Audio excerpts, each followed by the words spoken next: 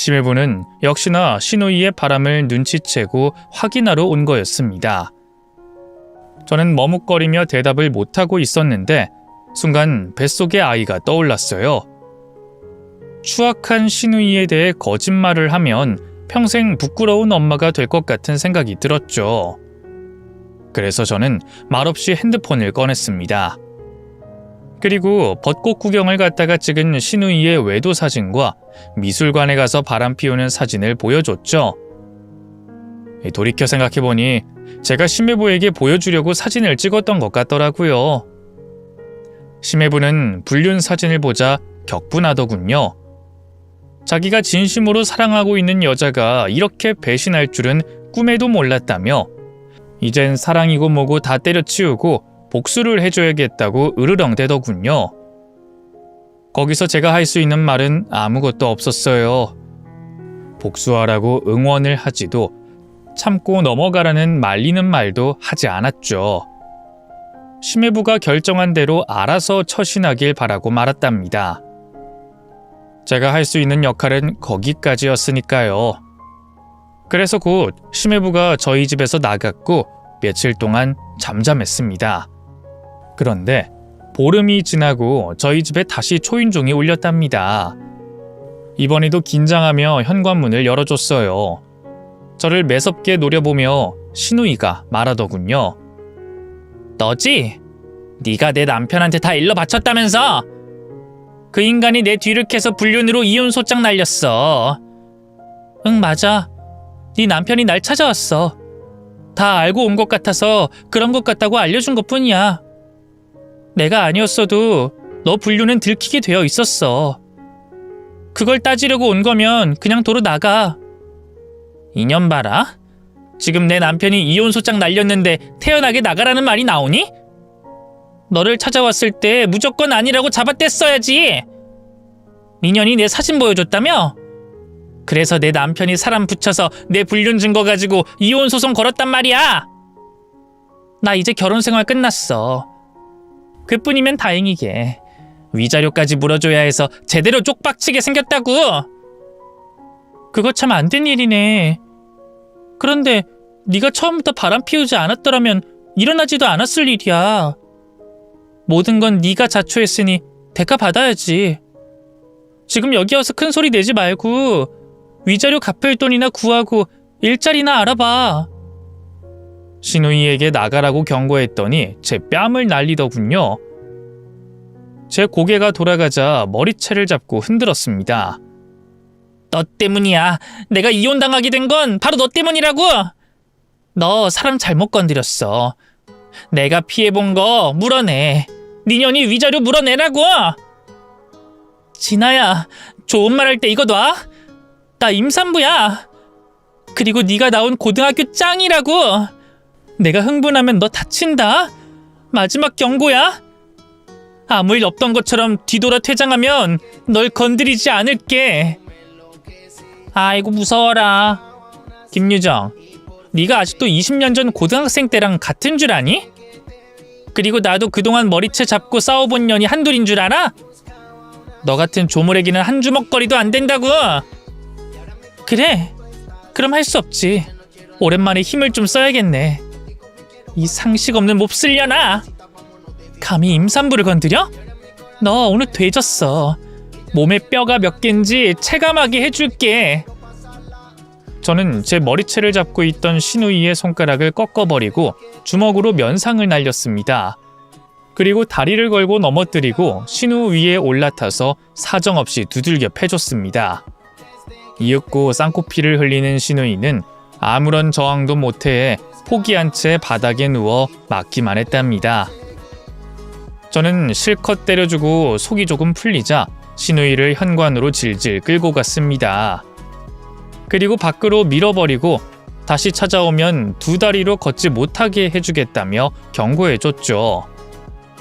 그리고 혹시나 하는 마음에 병원에 찾아가서 뱃속의 아기가 무사한지 확인해봤습니다. 다행히 아기는 건강하게 자라고 있다는 말을 들었네요.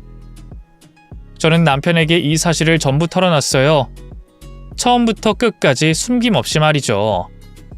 그러자 남편은 먼저 사과부터 했고 신우이를 저에게서 떨어뜨려 주겠다고 약속했습니다.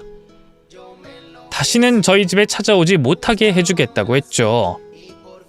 하지만 말뿐이었는지 이혼당한 신우이가 어느 날 짐을 싸서 들어왔답니다. 야, 김유정, 나왔어. 이혼당하고 위자료로 혼수 다 갖다 팔고 있는 돈 없는 돈 싹 끌어다 주고 한 푼도 없는 그지가 됐거든. 그래서 오늘부터 여기서 지낼 거야. 뭐? 그게 뭔 개소리야. 누구 맘대로 네가 내 집에서 지내겠다는 건데? 내 맘대로. 너 때문에 이혼당했으니까 책임져야지. 나한테 집을 사주든 방 한 칸을 주든지 알아서 해. 일단 좀 들어가자. 나 피곤해서 잘 거니까 괜히 깨워서 열받게 하지 마라. 야, 너 지금 무슨 말 하는 거야? 어딜 들어가? 제가 말리기도 전에 작은 방에 들어가 문을 잠가버리더군요. 하도 기가 막혀서 말이 나오지 않았답니다. 저녁에 남편이 퇴근하고 돌아와 신우이를 내보내라고 했더니 그이가 고민하는 기색을 보였어요. 여보, 내 동생이 오갈 데가 없어서 그러는데 당분간만 여기서 지내면 안 될까? 당신한테는 진짜 미안하지만 하나밖에 없는 여동생을 길바닥에 나앉게 만들 순 없잖아. 그래? 그럼 나랑 이혼하면 되겠네. 내가 순순히 당신 말 듣고 신우이를 내 집에서 살게 해줄 거라 생각했다면 당신은 엄청난 착각을 한 거야. 당장 내보내지 않으면 나 짐 싸서 나갈 거야. 딱 셋만 셀게. 당신이 알아서 선택해. 하나, 둘. 제가 손가락으로 둘까지 세자 남편이 벌떡 일어나더니 결정하더군요. 신우이 방에 들어가 당장 나가라고 으르렁거렸습니다.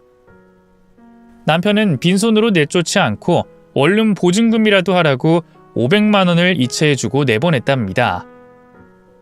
저는 그것도 마음에 들지 않긴 했지만 눈앞에서 신우이가 사라지니 별말하지 않았습니다. 그렇게 몇 달을 더 태교하고 보내자 만삭이 돼 출산 준비를 위해 산부인과에 입원했답니다. 남편은 바쁜 일을 모두 뒤로하고 제 옆에만 붙어 있었어요. 자기 딸이 태어나는 순간은 꼭 보고 싶고 제가 무사한지 꼭 눈으로 확인하겠다고 했죠. 그리고 다음 날 오랜 진통을 겪고 건강한 딸을 출산했습니다. 저와 딸 모두 무사했죠. 남편은 딸의 손가락 발가락을 세어보더니 안도하는 표정을 짓기도 했답니다. 그리고 산후조리원으로 옮겨 몸을 풀고 있었는데 보고 싶지 않은 얼굴을 보게 됐어요. 바로 신우이가 찾아온 거죠. 일부러 남편이 자리를 비운 시간에 맞춰서 들어온 걸 보니 축하 인사를 하러 온 것은 아니었네요. 딸을 안은 채로 신우이를 올려다봤는데 저에게 가볍게 인사를 하더군요. 새언니 축하해. 괜찮으면 내가 애기를 한번 안아봐도 될까? 내 애기한테 무슨 짓 하려고? 그냥 거기서 보기만 해. 아이고, 애새끼 하나 낳았다고 유나는. 야, 네 딸 너 닮아서 더럽게 못생겼거든?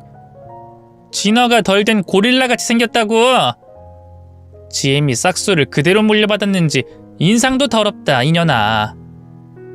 난 너 때문에 인생 망쳐서 하루하루가 지옥 같은데 넌 팔자 좋게 애새끼 낳고 이런 VIP 조리원에서 호강하고 있는 거냐? 에라이 양심도 없는 년아. 내 인생 망쳐놨으면 책임져야지. 또 이런 식으로 나오는구나. 야, 네 얼굴 보니까 입덧이 도로 나오려고 한다. 구역질 나니까 꺼져. 내 눈앞에 나타나지 말라고 경고했는데 왜 자꾸 찾아오는 거야? 넌 자존심도 없니? 내가 누구 때문에 이렇게 됐는데 사라져야 하니? 난 네 년을 두고두고 괴롭혀줄 거야. 이 오살할려나! 신우이는 침대에 누워있던 제 머리를 잡아챘습니다. 저는 아이를 옆에 눕히고 일어나서 신우이의 배를 한 대 가격했어요. 숨이 막혔는지 앞으로 고꾸라지며 모기 소리를 내더군요. 이년은 애새끼를 낳고도 힘이 남아있나 보네. 좋다 이년아. 내가 오늘 본때를 보여주마. 몸조리 제대로 못하면 평생 고생하는 거 알지? 니년이 평생 시름시름 앓게 만들어주겠다고! 넌 진짜 사악한 악마년이구나. 좋아, 이년아, 덤벼봐. 허리를 접어버려서 앉은뱅이로 살게 해줄 테니까. 신우이가 덤벼들었지만 당연히 학교 짱이었던 저의 주먹과 발차기에 맥없이 쓰러지고 말았어요. 저는 신우이의 허리를 잡고 산후조리원 복도로 집어 던져버렸습니다. 그리고 직원을 불러 신우이를 치워달라고 했답니다. 2명의 직원이 신우이의 양팔을 잡고 끌어내려고 하자 기어가는 목소리로 저에게 경고했습니다. 너 곧 재밌는 일 벌어질 거니까 기대해. 내가 얼마나 심한 찰거머리인지 온몸으로 느끼게 해줄 테니까. 니년이 뒤지는 걸 지켜볼 거라고. 진아야, 다음에 보면 넌 진짜로 생지옥에 떨어질 거야. 네가 날 증오하는 만큼 나도 똑같이 널 증오하고 있거든. 우리의 악연이 여기서 끝나면 좋겠다. 내 눈앞에 다시는 보이지 않는 게 좋을 거야. 직원들에게 빨리 데리고 나가라고 손짓을 하자 신우이는 질질 끌려서 산후조리원을 나갔습니다. 일주일 뒤 산후조리원 퇴소일이 다가왔어요. 남편이 데리러 오기로 했는데 회사에 급한 일이 생겨 오지 못했답니다. 이런 일이 한두 번 있는 게 아니었으니 이해하고 혼자 집으로 가기로 했어요. 딸을 안고 택시를 타서 10분 거리에 있는 집 앞에 도착했답니다. 이윽고 엘리베이터를 타고 올라가서 현관문 도어락의 비밀번호를 누르고 집 안으로 들어갔어요. 그런데 신발장에 신우이 신발이 떡하니 보이더군요. 전 바닥에 긴 한숨을 내쉬며 말했습니다. 야, 이진아, 너 내 집에 들어온 거야? 그런데 신우이의 대답이 들리지 않더군요. 그래서 신발을 벗고 딸을 요람에 눕힌 뒤 작은 방문을 열어봤습니다. 신우이는 허리에 찜질기를 놓고 대자로 누워있더군요. 이진아, 너 지금 뭐하는 짓이야? 아무도 없는 집에 몰래 들어와서 뭐하는 짓이냐고! 어머, 깜짝이야. 새언니 왔어? 내가 찰거머리처럼 들러붙어서 괴롭혀주겠다고 했지? 네가 조리원에서 꿀 빨고 있을 때 난 여기서 지내고 있었어. 우리 오빠가 지내도 좋다고 허락해줬네. 어떡하니, 유정아? 내 얼굴 매일 봐야 할 텐데. 야, 좋은 말로 할 때 나가. 마지막 기회야. 네가 지옥에 떨어지지 않을 마지막 기회. 뭔 개소리야. 네가 날 쫓아낼 수 있을 것 같아? 나 지금 돈 한 푼도 없어. 오빠가 준 원룸 보증금은 이미 월세를 못 내서 다 깎아 먹었다고.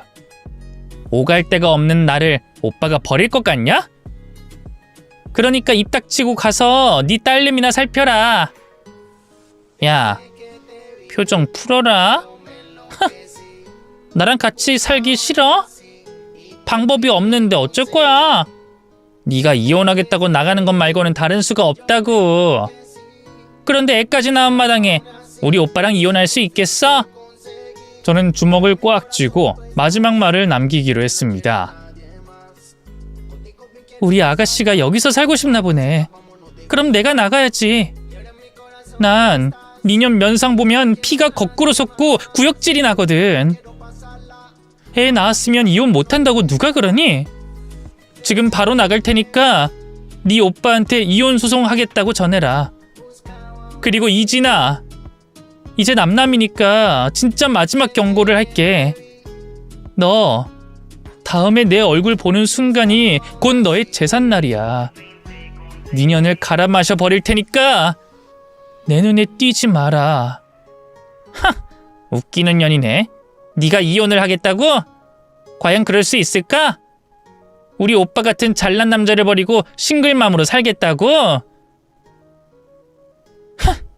아서라, 이년아, 연기를 하려면 좀 그럴싸하게 해. 그래, 마음대로 짓거려. 오늘은 내가 조리원에서 퇴소한 좋은 날이니 그냥 갈게. 대신 다음에 날 보면 무조건 도망가. 알았지? 야, 너 너무 무섭잖아.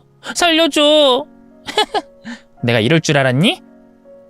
알았으니까 빨리 문 닫고 나가라. 나 허리 찜질하면서 낮잠 더 자야 하거든. 저는 대답하지 않고 요람에 눕힌 딸을 안고 집에서 나왔습니다. 그리고 친정에 들러 딸을 부모님께 맡기고 변호사 사무실을 찾아갔어요. 제가 이혼하겠다는 건 진심이었으니까요. 시누이의 괴롭힘과 이를 방치하고 있는 남편 이야기를 늘어놨더니 충분한 이혼 소송감이라며 바로 소장을 작성했고 남편의 회사에 퀵으로 보냈답니다. 그러자 남편은 바쁜 일을 모두 내팽개치고 친정에 있는 저를 찾아왔어요. 그이는 질질 짜면서 저와 부모님 앞에 납작 엎드려 빌었습니다. 여보, 내가 잘못했어. 진아 그 기집애가 아나무인의 천망지축인 걸 알면서도 그냥 방치했어. 사과할게. 당신이 시키는 건 뭐든지 할 테니까 제발 이혼하자는 말만 하지 마. 나 회사 일도 줄이고 가정에 충실하는 남편이 될게. 아니야. 당신의 귀한 동생인데 무슨 그런 말을 하고 그래. 가서 동생이랑 쎄쎄쎄도 하면서 잘 살아봐. 난 소송 진행해서 위자료든 양육권이든 양육비든 다 뜯어낼 거니까. 야, 너도 그년이랑 다를 거 없어. 내가 하는 말 귓등으로 듣는 남편 따윈 트럭으로 갖다 줘도 받지 않을 거니까 그만 나가봐. 저는 남편 이마를 쿡쿡 찔러가며 말했어요. 그러자 남편은 마음의 결정을 했다며 고해하더군요. 여보, 지금 이 시간 이후부터 동생 진아와 남매의 인연을 끊을게. 죽는 그날까지 진아를 우리 눈앞에 나타나지 않도록 할게. 당신과 내 딸을 잃느니 그 천덩벌거숭이 같은 동생년하고 의절하는 게 옳은 선택이야. 여보, 나 지금 진심으로 하는 말이야. 지금 당장 집에서 진아 쫓아낼게. 그래? 그럼 우리 눈앞에 나타나지 않겠다는 걸 어떻게 믿어? 그건 걱정하지 마. 내가 지금 집으로 가서 그년 다리 몽둥이 분질러버리면서 경고할 거야. 우리 앞에 다시 나타나면 계속 돼지게 해주겠다고 할 거라고. 그럼 이진아 그년을 정리하고 당신을 부르도록 할게. 그러니까 이혼은 없던 일로 해줘. 알았지? 남편의 말을 믿어도 될지 모르겠지만 일단 시누이를 집에서 치워놓고 다시 찾아오라고 말해줬습니다. 어떻게 대처하는지 두고 보기로 했죠. 사실 저는 남편이 이렇게 나올 줄 알고 이혼 소장을 썼습니다. 그이가 시누이를 감싸려는 면이 있긴 하지만 마누라인 저보다 귀하게 생각하진 않으니 결단을 내릴 거라 확신하고 있었답니다. 제가 말한 시누이의 생지옥이 바로 하늘 아래 유일한 핏줄인 오빠에게 버림받는 것이죠. 여하튼 남편은 집으로 가서 시누이를 어떻게 잡아 족쳤는진 모르겠지만 인증사진을 보냈더라고요. 많이 울어서 눈이 퉁퉁 부은 시누이의 얼굴을 찍어 보내줬는데 그 사진을 보자 기분이 풀리다 못해 폭소하고 말았습니다. 그래서 다시 찾아온 남편을 따라 딸과 함께 집으로 돌아갔습니다. 남편은 작은 방에 있던 침대를 아예 치워버리고 도배와 장판을 새로 해놨답니다. 딸이 누울 요람과 장난감도 있었죠. 시누이를 어떻게 했느냐고 물었더니 진짜로 개 패듯이 패주고 인연을 끊어버렸다고 하더군요. 돈 한 푼 주지 않고 내쫓아서 당장 잠잘 곳이 없어 길바닥에서 자야 할 상황이라고도 덧붙였어요. 이에 저는 남편에게 잘했다고 칭찬해줬고 한 번이라도 시누이가 다시 찾아오면 그땐 봐주는 거 없이 무조건 이혼이라고 못을 박아뒀습니다. 그렇게 일주일 동안 평화로운 집에서 딸을 키우며 재밌게 보내고 있었는데 시누이가 다시 집 앞으로 찾아왔더군요. 인터폰으로 몰골을 보니 노숙을 하다가 온 것 같았습니다. 저는 굳이 문을 열지 않고 인터폰 수화기를 들어서 말했습니다. 진아구나. 여기에 오면 네 오빠랑 무조건 이혼하겠다고 했는데 그럼 지금 당장 네 오빠한테 전화할게. 넌 거기서 기다리고 있어. 아니에요 언니. 전화하지 마세요. 저 진짜 맞아 죽어요. 새언니, 내가 잘못했어요. 주제 파악 못하고 까분 거 용서빌러 왔어요. 나는 네 사과 받아주지 않을 거야. 그러니까 결정해. 거기 계속 있을 거야? 내 남편 불러서 널 패대기 치든지 나와 이혼할지 결정하라고 하면 재밌겠네. 새언니, 날 받아주지 않아도 돼요. 대신 돈을 조금만 주세요. 저 지금 일주일 동안 버스 터미널에서 자고 있다고요. 배가 고파서 쓰레기통만 뒤지면서 살고 있단 말이에요. 아이고야, 굶어 죽을 줄 알았더니 그래도 생존 본능이 있어서 잘 버티고 있네. 그런데 진아야, 난 너한테 줄 돈 같은 거 없어. 그냥 계속 노숙하면서 구걸로 먹고 살면 되잖아. 제가 비아냥대며 말했더니 신우이가 화가 심하게 났는지 현관문을 두드리며 쌍욕을 발광하더군요. 굶어 죽을 위기에 처했으니 그러려니 하면서 인터폰의 화면으로 구경했죠. 이윽고 제가 보낸 문자를 받고 달려온 남편이 현관 앞에 있는 신우이의 머리채를 잡아채서 바닥에 굴리고 흠신 두들겨 패주더군요. 야 이년아, 내가 우리 앞에 다시 나타나지 말랬지? 너 때문에 내가 이혼당하게 생겼잖아. 오빠, 이러지 마. 아무리 그래도 내가 동생인데 이럴 수가 있어? 나보다 전현이 더 중요해? 너 같은 기생충과는 비교도 할 수 없이 중요한 내 식구야. 이 등신 같은 기집애야. 오랫동안 오빠 등 쳐먹고 살았으면 됐잖아. 이제 내 인생 그만 망치고 좀 살아줘. 너랑 같은 부모님의 자식으로 태어나서 그동안 참아줬는데 더는 안 돼. 내 인생에서 꺼져버리라고. 잉여인간 계륵 같은 년아. 남편은 엄청난 비난이 담긴 욕을 하며 신우이를 바닥에 굴리며 밟아댔습니다. 그러자 신우이는 울고불고 난리를 치더니 이내 아파트에서 나가더군요. 그렇게 남편은 저와의 약속을 지켜줬습니다. 그날 그이가 상처 주는 말을 해서 그런지 신우이는 더 이상 찾아오지 않았답니다. 저와 딸은 조용한 가정에서 즐겁게 보냈고 남편은 일보다 가정을 중요시하기 시작해서 저녁 6시만 되면 집으로 와서 육아와 살림을 도와줬고 저에게 더 따뜻하게 대하려고 무던히 애를 썼어요. 공처가였던 그이가 완벽한 애처가가 된 거죠. 제가 이혼 소장 한 번 쓴 것으로 이렇게 인생이 달라지네요. 한편 신우이의 소식을 제 동창에게서 전해 들었습니다. 지금 햇볕이 들지 않는 지하방에서 지내며 알바를 전전하고 있답니다. 그런데 아직도 작심삼일이었는지 일을 하면 한 달을 채우지 못하고 그만두기 일쑤라고 하더군요. 그나마 노숙자를 벗어났다니 대견스럽더라고요.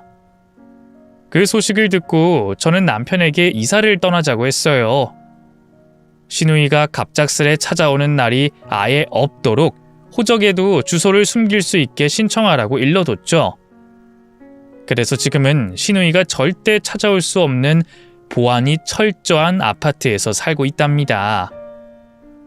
신우이는 계속 지하에서 거지처럼 생활하며 살아가겠죠.